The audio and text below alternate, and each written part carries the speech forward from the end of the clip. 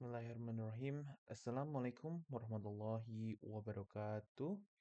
Hello, my name is Raden Jachregantravis from Numerical Method Class 01, and this is my video for the final end of semester examination for numerical method, which is taught by Dr. Insinyur Ahmad Indra Siswantara, which I have learned throughout this semester.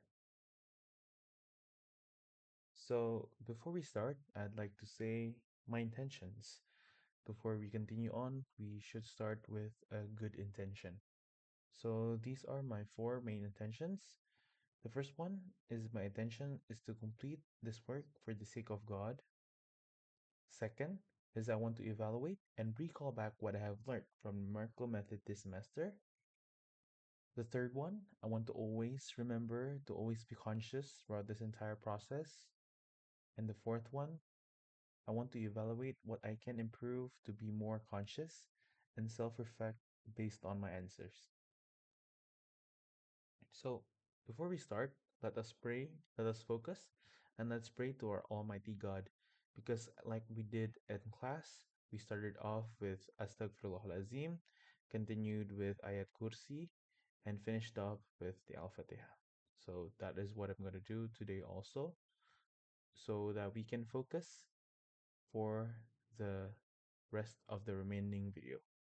Bismillahirrahmanirrahim. Alhamdulillahirrahmanirrahim. Ar-Rahmanirrahim. Maliki yawmiddin.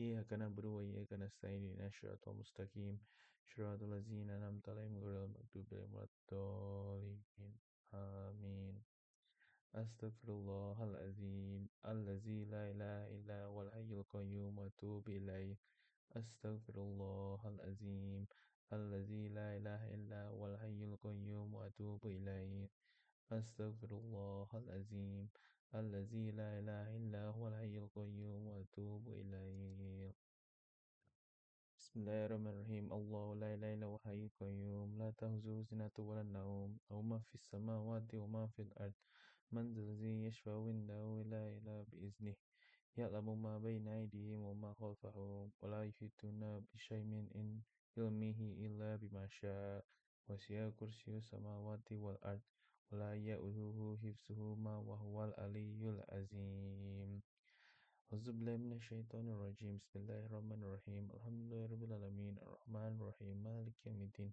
إياك نعبد وإياك نستعين اهدنا الصراط المستقيم صراط الذين أنعمت عليهم غير المغضوب عليهم ولا الضالين آمين. Now that we have finished our prayers, let us continue to the first question. So for this exam, for the first number, I did a muhasabah or a self-reflection, and I'm gonna read it right now. I believe that as a human, I still have a lot of things that I can improve. Throughout this past semester, I've learned a lot from Padai. Before being taught by Padai, I sometimes am not conscious with myself, and sometimes I do not even realize that.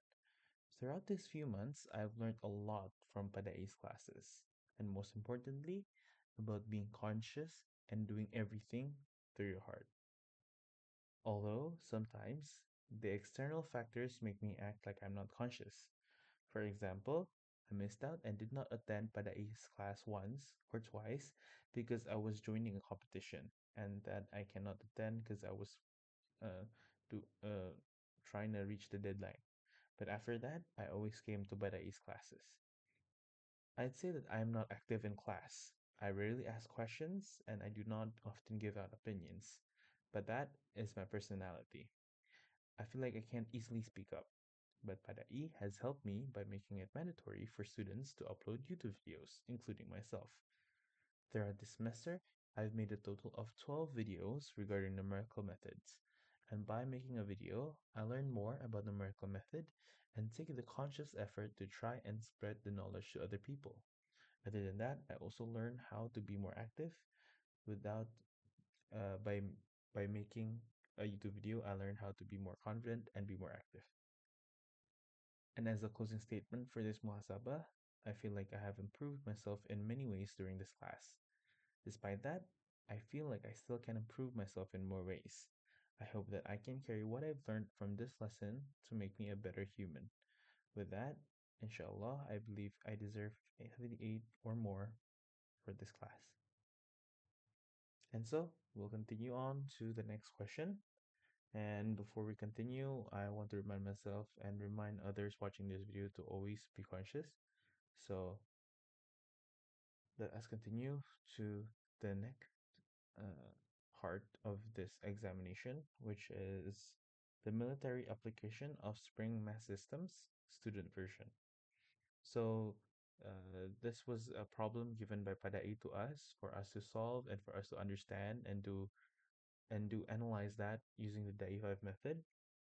Before we continue with the DAI5 method, I'd like to remind us on what the DAI5 conscious thinking method is. So, DAI5 conscious thinking method is a framework which can be used to solve problems in real life. So, these are just some examples about problems in real life. I've put complex decision making, critical analysis, numerical method problems, and doing things for the sake of gods, or maybe problems that sometimes we unconsciously have done. And so Padai has made a framework to save to solve all these problems, which is the DAI5 method. Why is it called DAI5? Because it's Dr. Ahmad Indra, or the first DAI, and I4, which is a problem solving framework with the basis of conscious thinking to reach CCIT, or Cara Cerdas Ingat Tuhan, which this consists of 4 steps, which you can see on the right: intention, initial thinking about the problem, idealization, and instruction. And today I'll be using this framework to solve the military applications of Spring Mass systems. So first, let's start off with the intention. What is the intention for us to solve this problem? For me, my intention is to solve problems related to Spring Mass system and shock absorbers for the STT trailers to fulfillment for the requirement of the Lord, greater blessings. And my intention is to implement what I have learned on numerical method this semester onto this problem. And my intention is to learn about oscillation and spring mass system for the sake of God. Now that I've got my intention set, we can continue on to initial thinking about the problem, where this problem mainly focuses on being a spring mass system. A spring mass system is a fundamental concept in mechanics and physics, often used to model and understand oscillatory and vibratory phenomena. There are two main parts, which is mass and spring. So the spring is the force exerted by a spring is proportional to its displacement from its equilibrium position. Mathematically, this is F equals to negative kx, where F is the force, k is the spring constant, and x is the displacement. And the other part of this is mass. The mass is attached to the spring and can move back and forth. The inertia resists acceleration, leading to oscillatory motion when the system is displaced from equilibrium. And what is the equilibrium position itself? It's the position where the spring is neither stretched or compressed, and the net force on the mass is zero. So, after we know what is the spring mass system, I want to talk about the types of motion. There are 3 main types of motion, which are simple harmonic motion, damped harmonic motion, and driven harmonic motion. Simple harmonic motion, when displaced from its equilibrium position, the spring mass system tends to return to equilibrium, resulting in oscillations. If the only force acting on the mass is the spring force, the system undergoes simple harmonic motion. How about damped? The damped harmonic motion, real systems often have damping, which causes the amplitude of oscillation to decrease over time. And finally, a different harmonic motion happens if an external periodic force acts on the mass, the system is driven, leading to forced oscillations. So, we talked about damps, and there are 3 types of damps. There is an underdamped system, an overdamped system, and a critically damped system. In an underdamped system, the damping force is relatively weak compared to the restoring.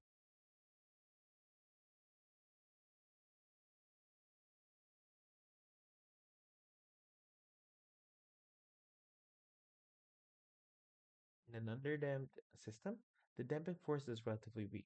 compared to the restoring force of the spring. Release means that when you displace the mass from its equilibrium position and release it, the mass oscillates back and forth multiple times before coming to rest.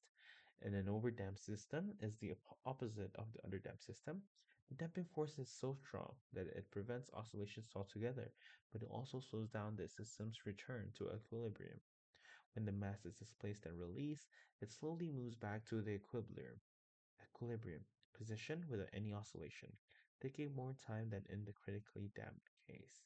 And what about the critically damped system, you may ask? A critically damped system is designed to return to its equilibrium position as quickly as possible without oscillating. This type of damping is the perfect balance, which are strong enough to prevent oscillations, but not so strong as to slow down the return to equilibrium excessively. So, as we have discussed the initial thinking about the problem, we can continue with idealization, where in this idealization, it's focused on the spring mass damper response theory. So, um, I might start with the spring force, which the spring force is k times y, where k is the spring constant as we have discussed before. So there's a mass acceleration, which is equals to m times a, as you would as you would find in other mass acceleration formula, and the sum of forces acting on suspension is is the mass acceleration force plus the damping force plus the spring force. So the spring force equals to the driving bump force. So that's the sum of forces acting on suspension. You can see them here. You can see how they interact with each other here. And this is the spring mass damper response theory. Next, we want to continue with, I'm going to explain about the three types of damps, underdamped, overdamped, and critically damped, where the omega 0 squared is more than alpha squared for underdamped, lower than alpha squared for overdamped, and equals to alpha squared for critically damped. So we can get, for underdamped, we can get that omega d is equal to the square root of omega 0 squared minus alpha squared, while in overdamped there are two, S1 and S2, where they are minus alpha plus minus the square root of alpha squared minus omega 0 squared. Meanwhile, for critically damped, the v the function of v to the t is d1 times te to the power of negative alpha t plus d2 times e to the power of negative a t alpha t. And these are some initial conditions for underdamped, overdamped, and critically damped. And in this idealization part, we have made some assumptions. There are three main assumptions I made, which the first one is linear system behavior, where systems are assumed to be linear, meaning the relationship between the forces and the displacement is linear. This allows the use of simple harmonic motion equations. Other than that, the constant damping coefficient, where the system is considered isolated with no external forces acting on it other than the spring and damping forces. And the third one is the mass of spring and damper, where the mass of spring and damper is assumed to be negligible compared to the mass of the system being damped. So we have made some idealization on and assumptions also based on what we're going to solve. And the next thing is we want to jump to instruction. So the first one, we want to find out which shocks are critically damped. So the formula for critically damped is 2 times the square root of k times m.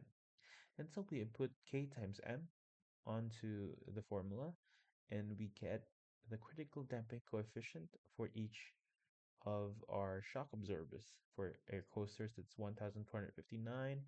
For cloud riders, it's 652. And for extreme shocks, it's 1,106.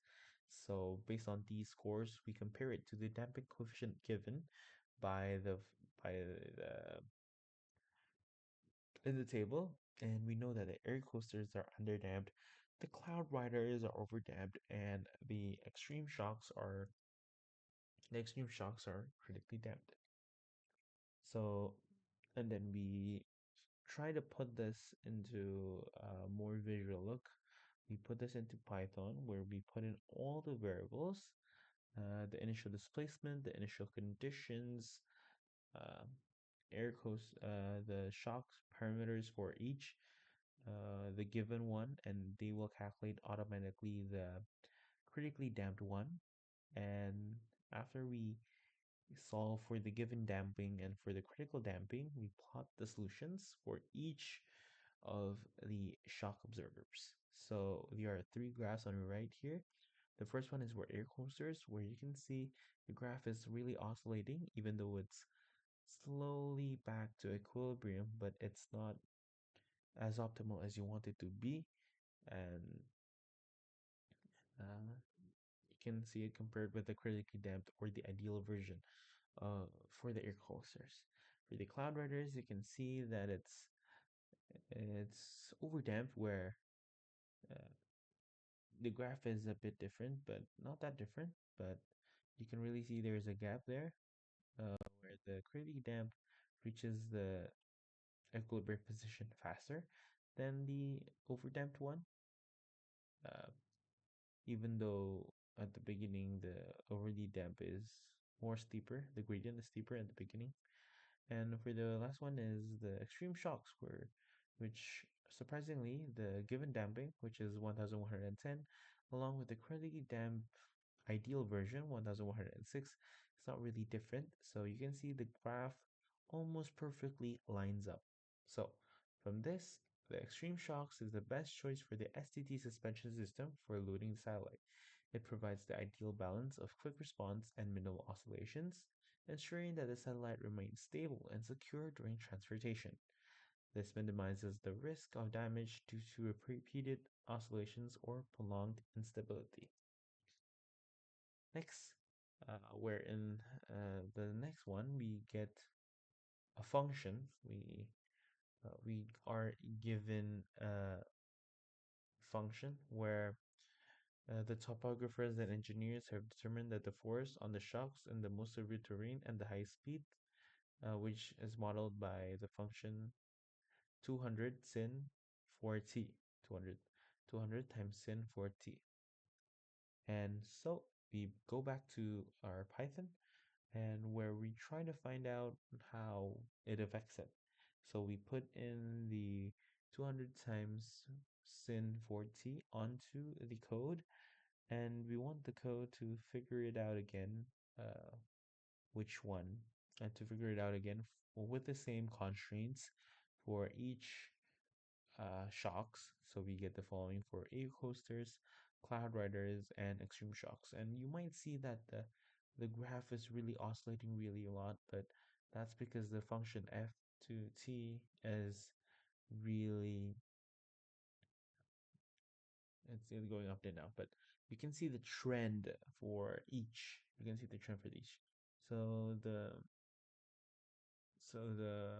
equation, the equation at first is the same as equation, but it's equal to ft, which we have discussed earlier what ft is. And even though the graph is really up and down, but we can see the trend of the graph where we can still see that the extreme shocks are still performing uh, better with the critic damped and the given damping being neck and neck. Meanwhile, for the cloud riders, you can see that the critic damp has a higher displacement for a bit, then goes down again, and matches uh, the given damping.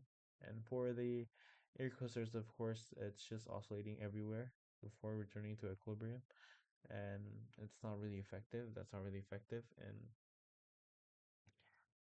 next, I find I'm trying to finding out I'm trying to find out the uh displacement, the maximum minimum displacement if it was the given number and the critical value. And for the critical value, it's the same as the ideal one. So for air coasters, there are persistent oscillations that indicate that the system is underdamped and will continue to oscillate over time without stabilizing quickly.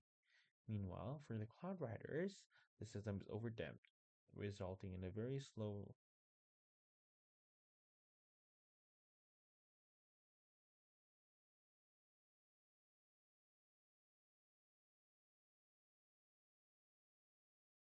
resulting in a very small response with a low 0.083 and minimum minus 0.078 displacement. So as you can see, the overdamping ensures stability and minimal oscillations, but at the cost of slow response due to external forces.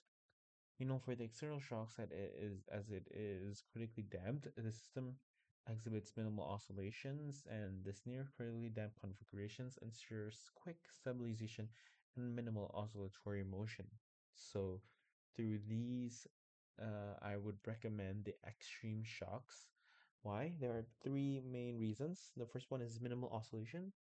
The extreme shock system exhibits the smallest oscillations among the three shock types, both with the given damping and the critically damped scenario. This is crucial for the safe transport of a satellite, as excessive oscillations can damage sensitive components. Quick stabilization. The system stabilizes quickly, which is important for maintaining the structural integrity of the satellite during transport over rough terrain. And the final one is optimal damping, because the given damping coefficient is almost critically damp, providing an optimal balance between responsiveness and stability. The adjusted damping further enhances this performance slightly, ensuring the best possible protection for the satellite. So, as we did that, I'd like to continue to the second part of the video, which is about Elon Musk and AGI. So first, let us watch the video first. So when maybe you or somebody else creates an AGI system and you get to ask her one question, what would that question be?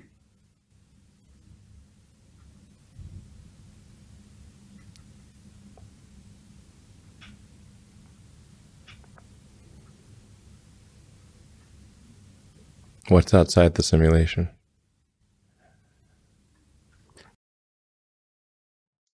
Okay, so as we watch the video, I'd like to give my opinions on it.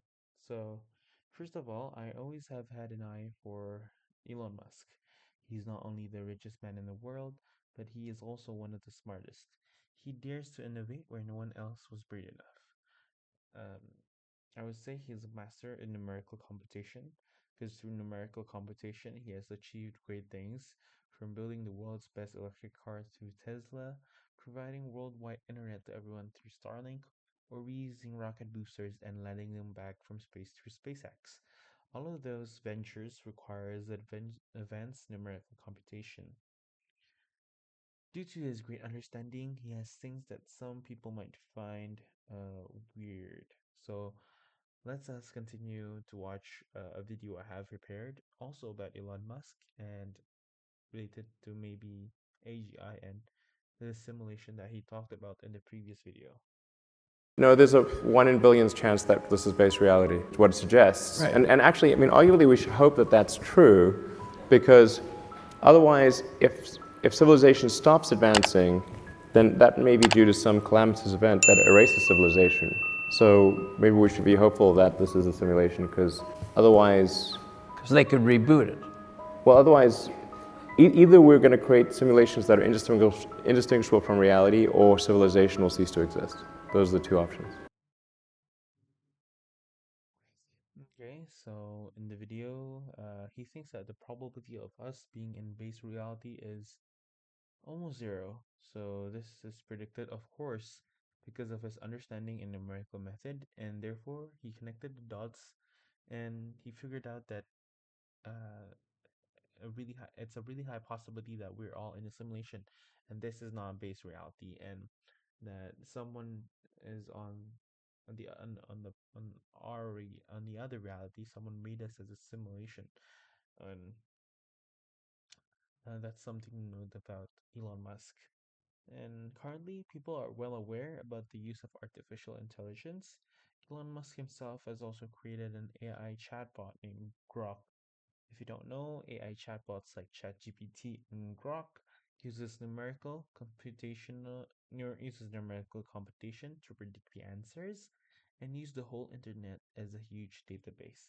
Through those AI chatbots, we can access the whole internet as a huge database. So, if you have not learned about how these works, easy Easiest way to say is they work because of vectors, and of course made possible through numerical computation. And a breakthrough is predicted to happen with the development of artificial general intelligence, or AGI. AGI is an AI that can think by itself like it's human. If you are to ask her about life outside the simulation, I feel like she will think outside of the three-dimensional box. Unlike humans, which are limited to 3D, she is not, and she can find answers about things that we might have not solved before. Although I do not believe, sorry, what she says would be right. Why?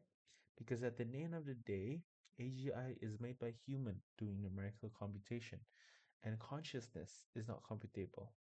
This is where my opinion differs from Elon Musk, which believes that consciousness is computable. This is another video of Elon Musk talking about consciousness in a similar podcast. So let's take a look.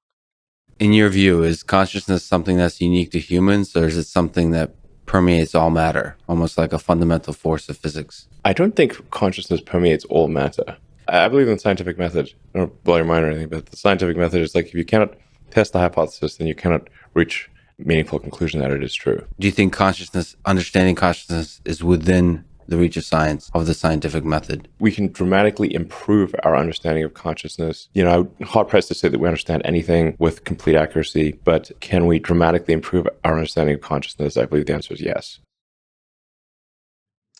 So Elon Musk talk about consciousness, and in a way, he thinks that consciousness is computable.